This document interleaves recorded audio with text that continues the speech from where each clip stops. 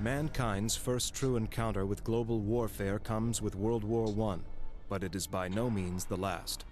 What follows is a century characterized by violence, mistrust, and injustice. The Paris Peace Conference is held at the end of the war on January 18, 1919, by the five victorious Allies: the United States, Britain, France, Italy, and Japan. The Allies reassign national boundaries and draw up the Treaty of Versailles and various other treaties, imposing considerable war reparations upon Germany. The Germans find themselves humiliated as rising debt and the economic impact of the Great Depression leave their country in a state of hyperinflation, poverty, and mass unemployment. As national despair increases, the doors open wide to invite in a new government.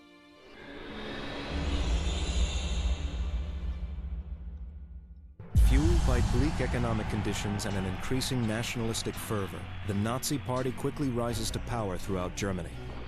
Using his charisma to appeal to the masses, party leader Adolf Hitler soon establishes a dictatorship and withdraws Germany from the League of Nations.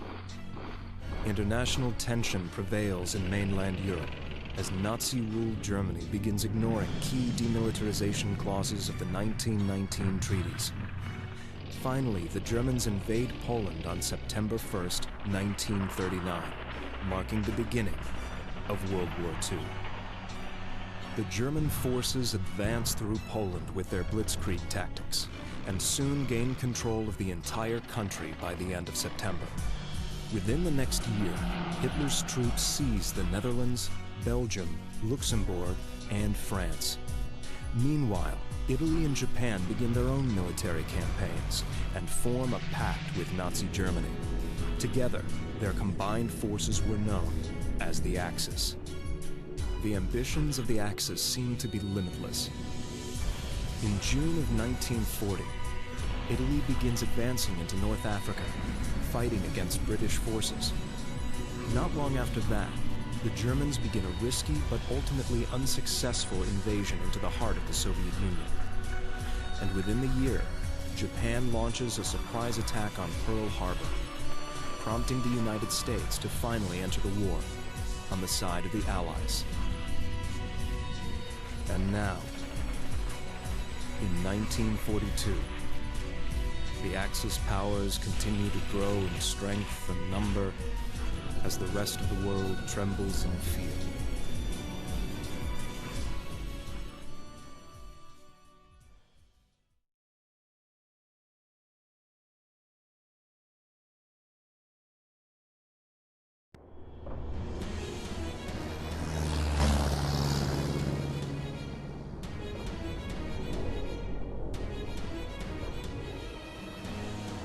According to the latest SIS report, Rommel and the Afrika Korps are planning a surprise attack. Behind these rocks is their dispatch unit. Our objective is to get in there and steal those battle plans. It's going to be a dangerous mission, so take cover out there and don't get yourselves killed. Right. Maya, Baxter, and Clark on the left flank. Take out those machine guns and cover their escape route. We can't let them leave. Lancelot, Frost, and Kyle, you'll all be with me. We'll take the right flank. Get your grenades ready, men. Take them down in one quick strike.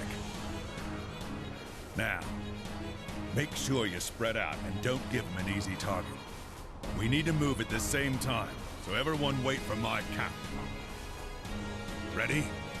3, 2, 1, attack!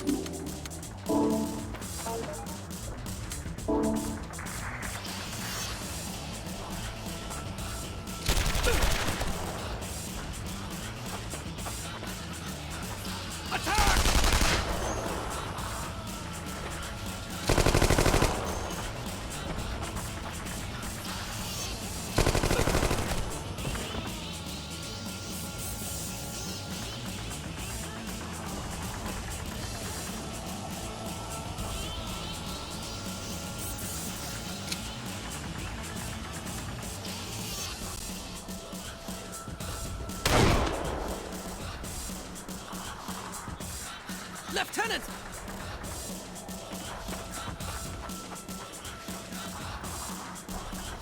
Lieutenant, you all right? Sergeant, the lieutenant's down! Lieutenant! Damn it, he's not gonna make it! Hold on, sir. We're going to get you some help. It's too late, he's dead. And so are we if we don't get out of here. Come on, let's go.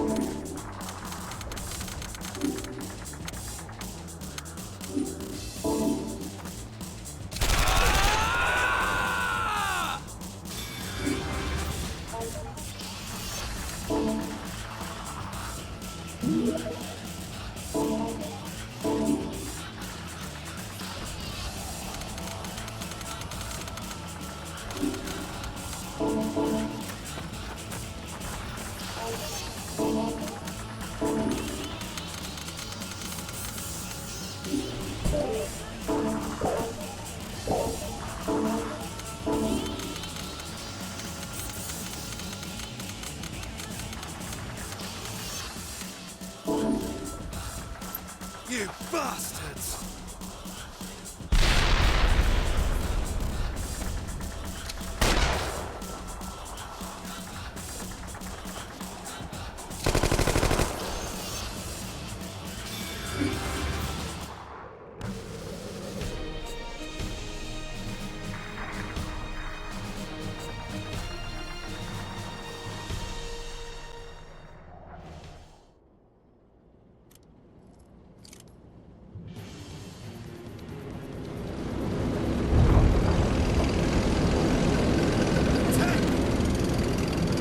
Hurry!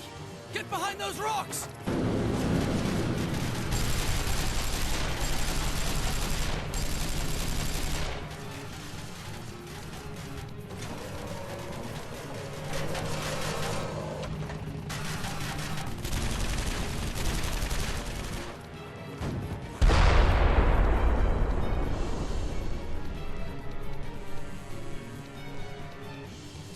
It's only a matter of time before they see us. Jude, do you have any grenades? No, I'm all out, mate. Well, then I guess we're done for. Damn that intel unit. Think they could have mentioned they had a bloody tank? What now? It's aiming straight for us. Run! What the hell just happened?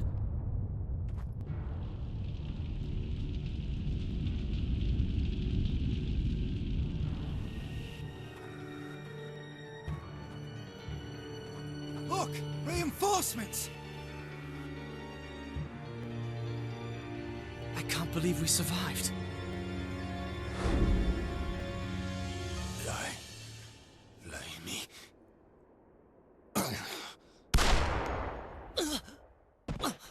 Hey, you alright? Talk to me! Come on! Jude, help me. Jude! It's not that bad, mate. You'll be fine. You got that? Damn it. He's going to die if I can't stop this bleeding. Major James Gallant, British Special Forces. What happened? He was shot by a bloody Nazi. Our platoon's wiped out. There's no one left to tend to him, sir. Jude, what's going on? I don't want to die. I don't. Don't let me die. Please, Major, we don't have much time. I'm begging you. You have to help him. Don't let him die. I'll see what I can do. Hey, Frank, pass me that field kit. What's his blood type? It's A, sir. Good. So am I. That'll make this a lot easier. Keith, grab the blood transfusion kit. Major, I don't know. Awfully risky. Jim, he's right. We have no choice. The Allies need as many healthy bodies as they can get out on the battlefield. We can't let him die. I understand, but... In the event his body rejects the transfusion, I'll take responsibility. Yes, Major. All right, let's get started. Frank, stop the bleeding. You two, hold his body down. Now, this is going to sting a bit, lad, but it'll save your life. Major!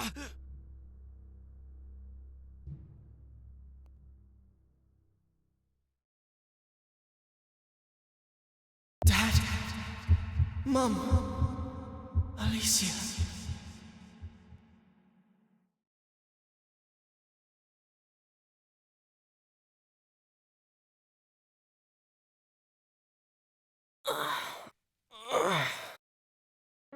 Well, look who's finally awake. All right then, mate. Jude, where am I? You're in a hospital in Cairo.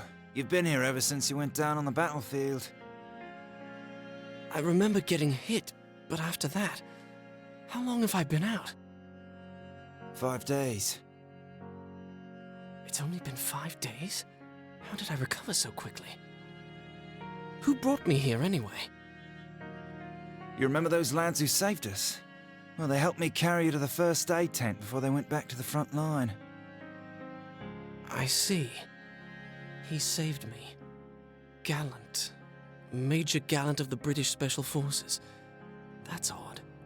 I wasn't aware a squadron like that existed. Maybe it's some sort of covert operations unit. But what would they be doing out here? You should count your lucky stars, mate. Even the doctor was amazed at how quickly you recovered from your injury. Really? Yeah, he said the gunshot wound you suffered's starting to close up, and something like that usually takes 3 weeks to heal.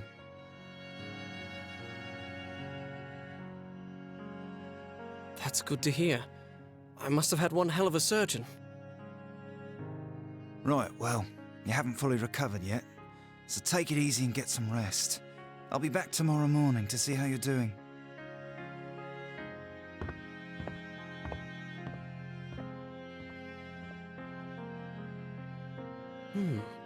Didn't know I was so healthy. I thought I was a goner out there.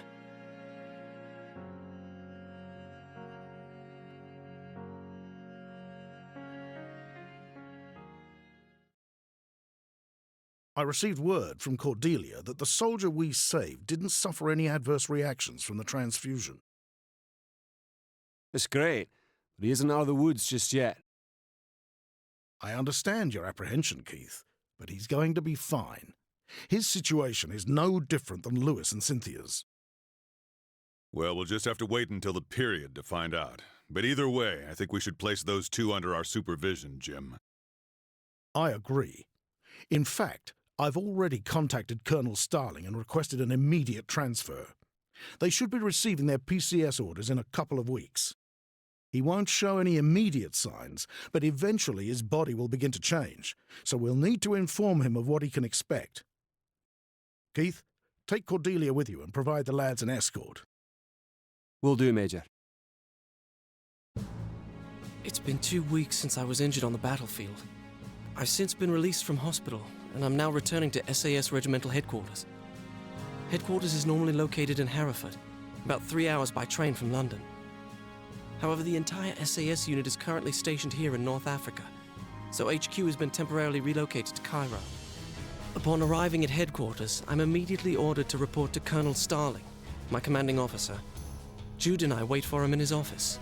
I can't understand why the Colonel would want to meet with a squatty like me. In fact, I'm surprised he even remembered me. Maybe he's decided there's no point in keeping me around, since I got injured in my first taste of battle. Maybe he's going to send me home.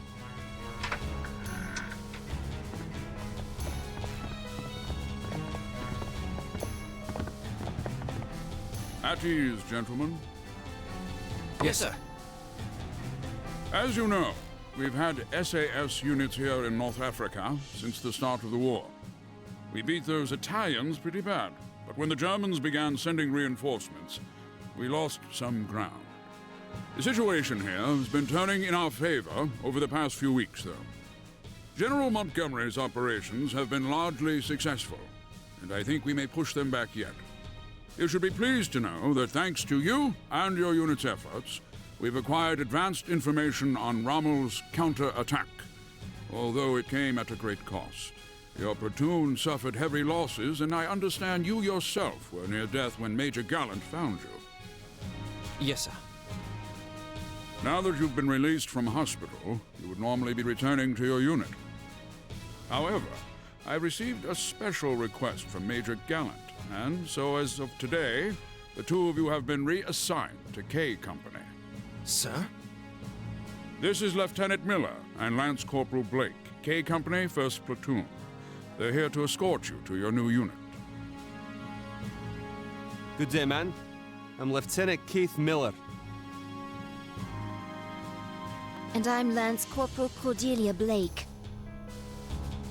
As Colonel Stalling has just explained, we'll both be joining K Company, 1st Platoon.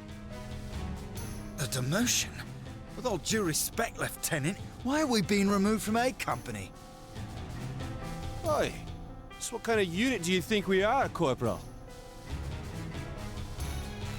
My apologies, sir. I meant no disrespect. Just worried about joining a unit that has a woman in it. I still want to fight on the front lines. You listen here.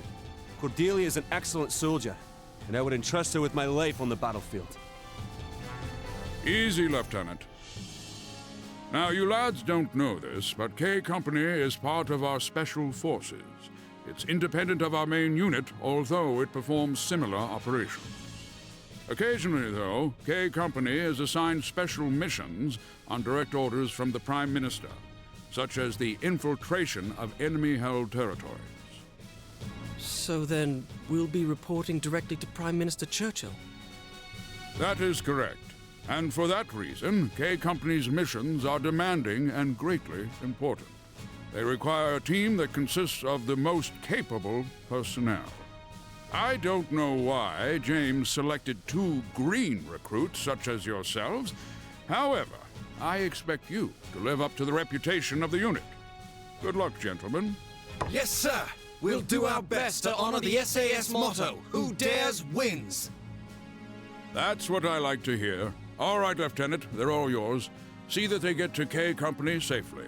Oh, and please tell James to drop by for a drink sometime. Yes, sir. Okay, you two, let's go. Yes, sir. Yes, sir.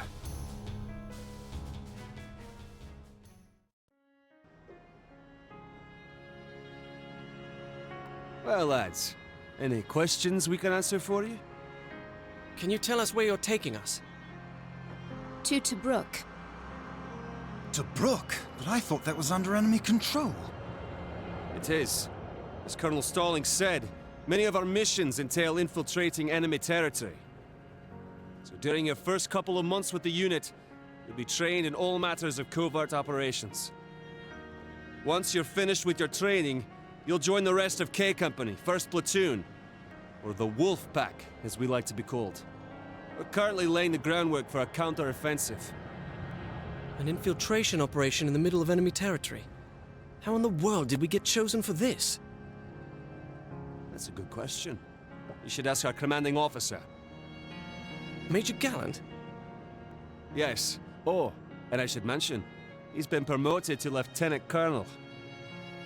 Duly noted, sir.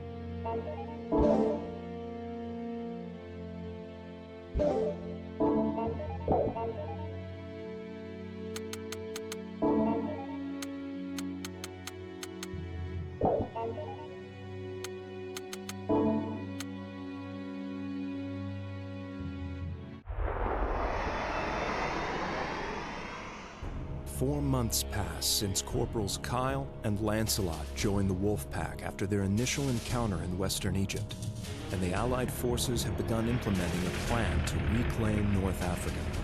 October 23rd marks the beginning of Britain's Operation Lightfoot. The campaign opens with the infantry of the 30th Corps breaking through Axis lines and clearing a route through the enemy's minefields. 5 miles long and wide enough for the 10th Armored Division's tanks to pass through. While Erwin Rommel, commander of the Afrika Corps, seeks medical treatment in Germany, his replacement, Georg Stumme, dies unexpectedly of a heart attack on October 24th. The Allies attempt to take advantage of this fortuitous turn of events and continue their attacks despite resistance from the German 15th Panzer Division. As the fighting continues, British General Bernard Montgomery launches the next phase of the plan, Operation Supercharge, on the morning of November 2nd. Despite the Germans' strong attempts at a counterattack, Montgomery's efforts prove successful, and the Allies are able to break through the Axis lines. Rommel returns to North Africa, but it is too late for him to repel the Allied assault. With the loss of 400 vehicles, he orders his men to withdraw to Tunisia. On the 8th of November, the Allies implement Operation Torch and land behind the Afrika Corps, cutting off their escape route. Meanwhile, the Wolf Pack, including its 2 newest members, is called to duty on an important mission.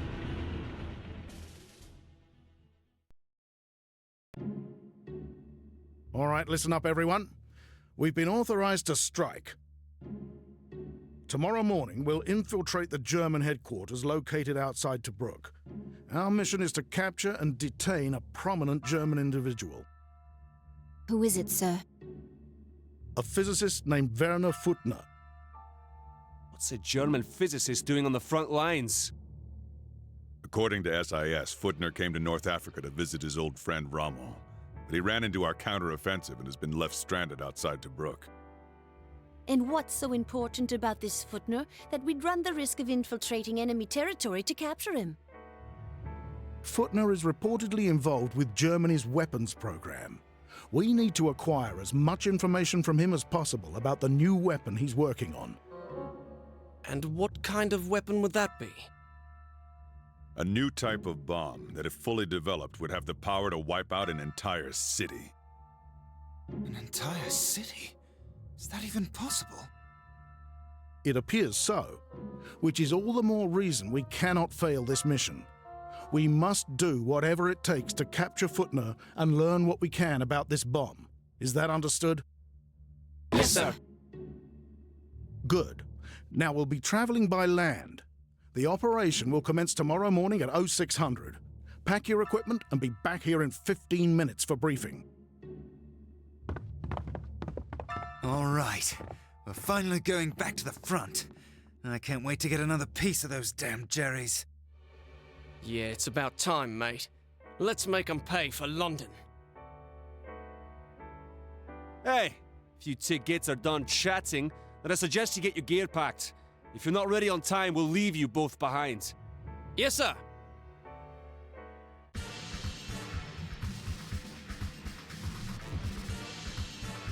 This is the village we'll be attacking.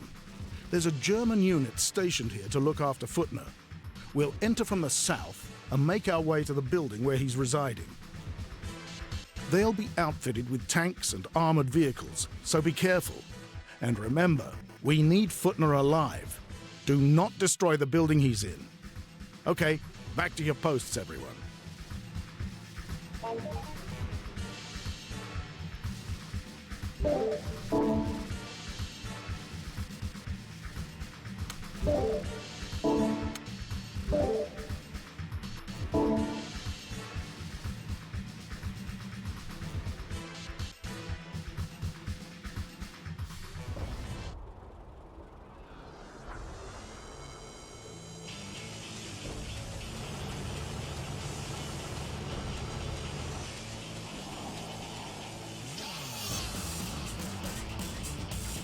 Is everyone ready? All right, let's move out. I'll finish this.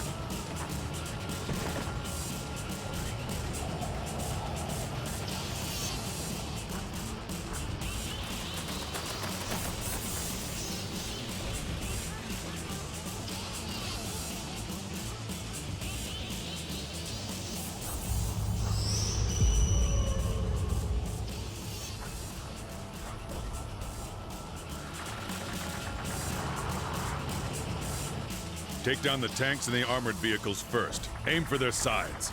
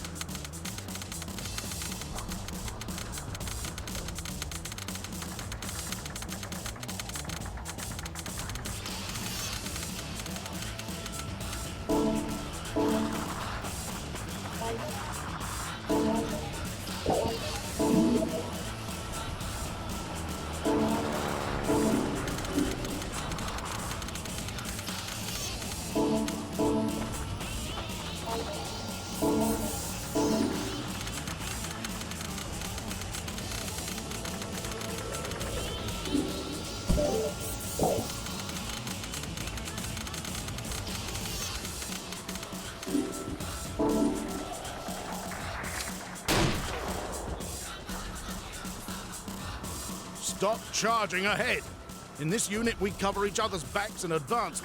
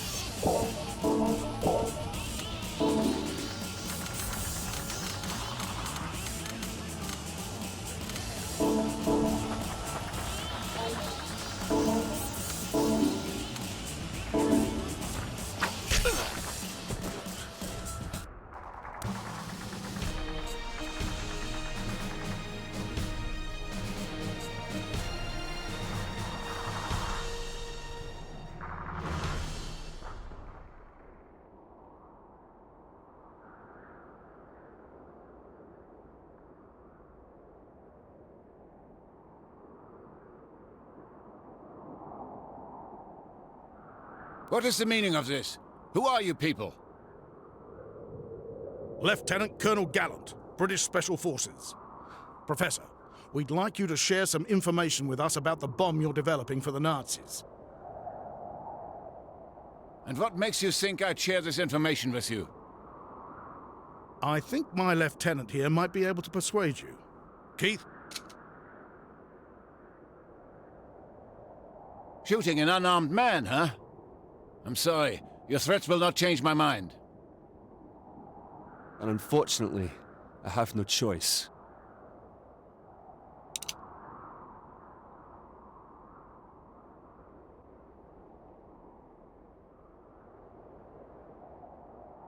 Fine. I'll tell you what you want to know, but only if I have your assurance that my life will be spared. And, I want your word that my family and I can take refuge in Britain. If the Nazis were to find out about this, they would kill us all. Agreed. I'll advise the necessary authorities and personally guarantee the safety of you and your family. We'll make arrangements for safe passage and political asylum immediately. I can put it in writing if you'd like. That will not be necessary, Lieutenant Colonel. I've heard much about British honor, and will take you at your word. Thank you, Professor. Keith, lower your weapon.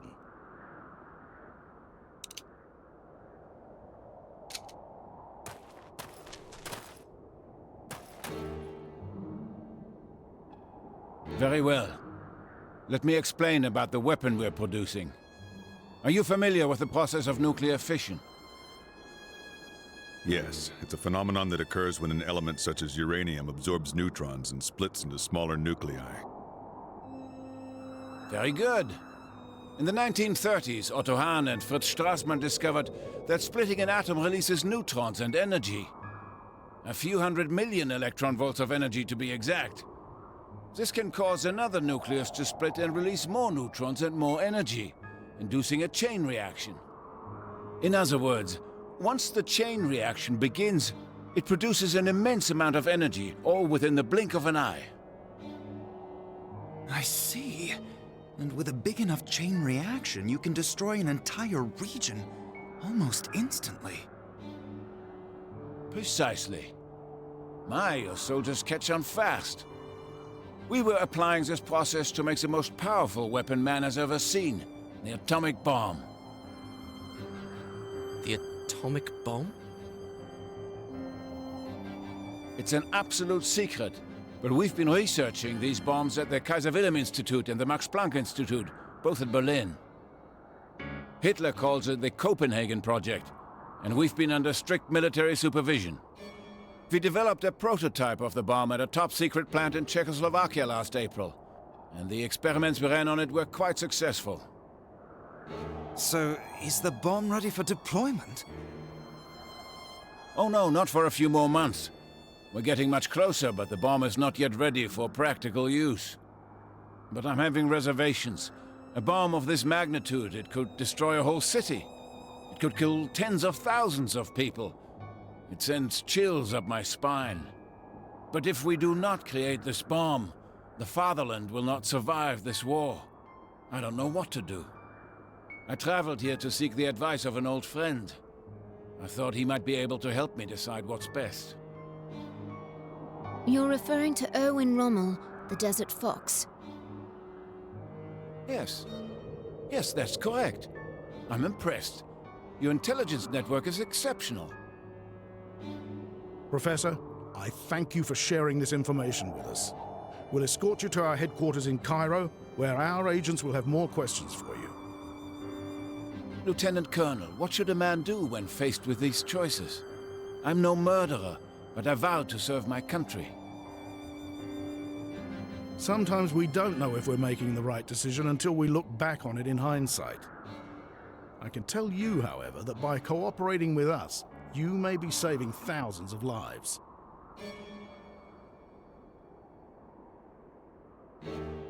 We can only hope.